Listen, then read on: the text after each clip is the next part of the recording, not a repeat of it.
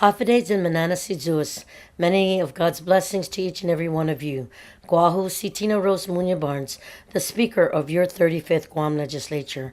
I am humbled to be addressing our people of Guam. March is Mes Chamorro, and this month you will be hearing more from your female majority at the Guam Legislature, highlighting the women who were pioneers in their fields. Under the leadership of Legislative Secretary Senator Amanda Shelton, the chairwoman on the Committee on the Advancement of Women. She has arranged for your senators to share the biographies of our female signers on the legislative channel. I sincerely hope that you take the time to tune in, as there will be a lot of exciting changes that will be coming to the channel. In the words of one of the most successful Americans in history, Andrew Carnegie once said, "No man will make a greater leader who wants to do it all himself or to get all the credit for doing it." Ladies and gentlemen, I'd like to thank you for putting in place some of the greatest minds who I am honored to call my colleagues.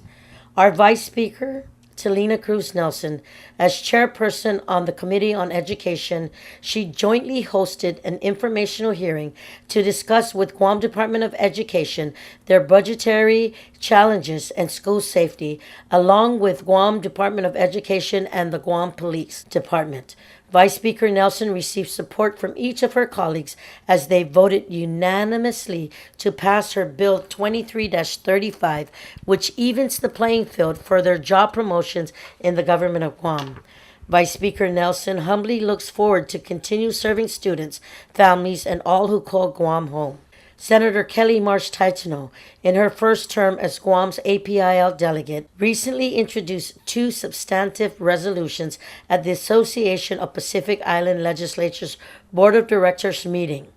Resolution number 59-03 calls upon the United States government to uphold its commitment towards the decolonization and self-determination of Guam, and Resolution 59-05 supports native land rights and the mission of the Chamorro Land Trust Commission. Both resolutions were duly passed and received unanimous support and will be officially transmitted to all key leaders at the critical time in which the right to decolonization and native land rights are being challenged.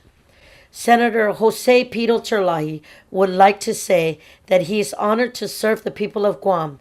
Since taking office, he has sponsored a bill that will protect our women and children from sexual predators and to ensure that repeat sexual offenders receive mandatory minimum sentences in hopes that the law will act as a deterrent.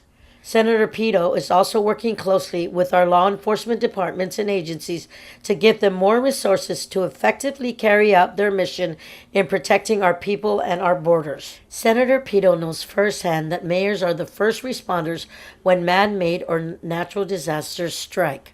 They continue to meet the challenges despite the limited resources they have to work with. He is committed to assisting the Mayor's Council of Guam in providing the resources they need to serve their villages and, in turn, the community as a whole. Our minority leader, Senator Will Castro, held a mobile office outreach in Hilmatak. The mobile office concept allows constituents greater access to the minority leader without having to leave their home village. He also met with key leaders from Guam and the CNMI to advance our agenda towards food security, trade, and border security. Senator Castro is working on legislation to strengthen homeland security and protecting our precious environment. The Speaker's office is working with Senator Castro to re-implement two programs: the Marianas Working Group, which Senator Castro has initiated, as well as the Public Policy Institute, which Senator Castro played a key role during its inception.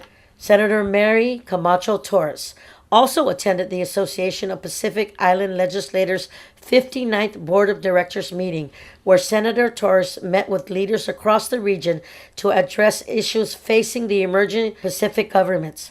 As a result of the meeting, the Board of Directors passed a resolution urgently requesting the U.S. Department of Homeland Security and USCIS to exempt the Commonwealth of the Northern Marianas from the ban on highly skilled Filipino workers. These actions align with the governor's recent effort to address the H-2B labor issue in Guam. Additionally, Acting in her capacity as an advisory board member of the Judicial Family Institute, the senator also participated in a conference featuring the National Judicial Opioid Task Force. The yearly conference serves as a valuable tool for lawmakers, offering solid data and sound strategies to aid individuals with substance use disorders. Senator James Moylan has introduced a measure creating a permanent one-stop business license and permit center, which has been getting positive feedback from the community.